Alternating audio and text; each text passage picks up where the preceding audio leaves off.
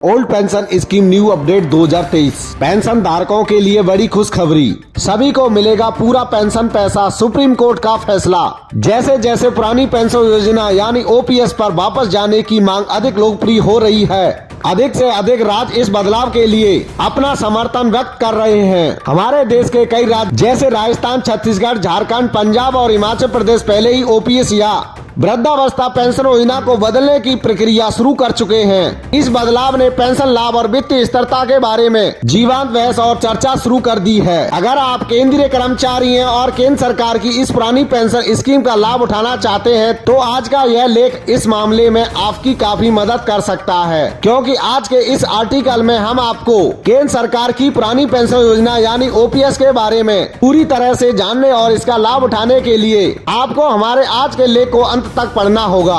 तो चलिए हमारे आज के लेख को शुरू करते हैं। पुरानी पेंशन योजना अपडेट। इन बढ़ती चिंताओं के जवाब में केंद्रीय वित्त मंत्रालय ने पेंशन मुद्दे की जांच के लिए अप्रैल में एक समूह बनाकर पूर्व व्यापी कार्रवाई की। विशेष रूप से इस समूह को सावधानी पूर्वक अध्ययन करने का काम सौंपा गया था कि क्या वित्तीय जिम्मेदारी बनाए रखते हुए पेंशन लाभ में सुधार के लिए राष्ट्रीय पेंशन प्रणाली यानी एनपीएस में किसी बदलाव की आवश्यकता है। समाचार लेखों से पता चलता है कि कुछ राज्यों ने इस मामले से संबंधित एक नया सुझाव भी दिया है, जो पुरानी पेंशन योजनाओं के बारे में चल रही चर्चा में और योगदान देगा। ये घटनाक्रम पेंशन नीतियों के जटिल और बदलते चरित्र और सार्वजनिक क्षेत्र के कर्मचारियों की वित्तीय स्थिरता और जीवन की गुणवत्ता के बारे में व्यापक बातचीत को उजागर करते हैं। दोस्तों, आपकी जानकारी के लिए हम आपको बताना चाहते हैं कि पुरानी पेंशन स्कीम एक ऐसी स्कीम है जिसके तहत सरकारी कर्मचारियों को लाभ के तौर पर पैसा मुहैया कराया जाता है। लेकिन हाल ही के दिनों में इस पेंशन स्कीम को लेकर काफी चर्चा हुई है। इसके साथ ही इस पुरानी पेंशन स्कीम से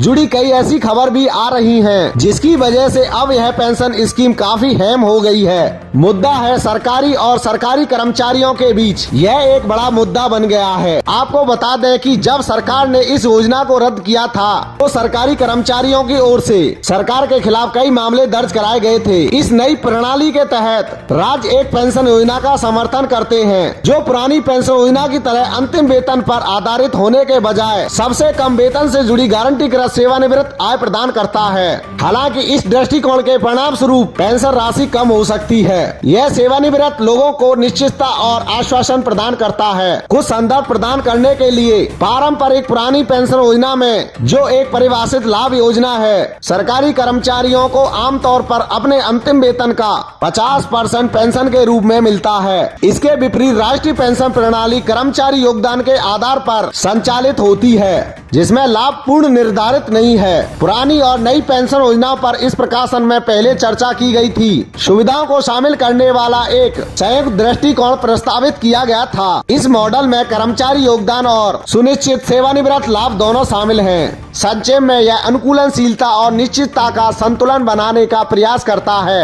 इस तरह से आप अपना old pension scheme new update 2023 से संबंधित और भी कोई जानकारी चाहिए तो हमें कमेंट करके पूछ सकते हैं।